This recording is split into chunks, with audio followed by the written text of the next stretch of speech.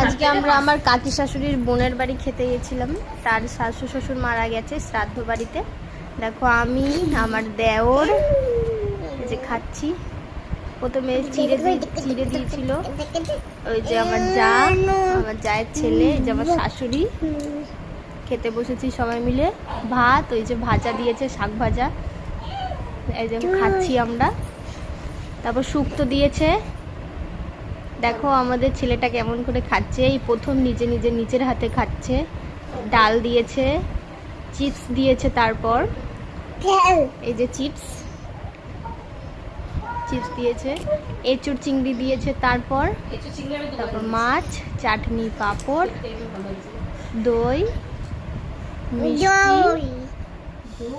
আর দুটো করে গুড়ের মিষ্টি দিয়েছিল। এই যে খাওয়া শেষ, বসে আছি। তরকারি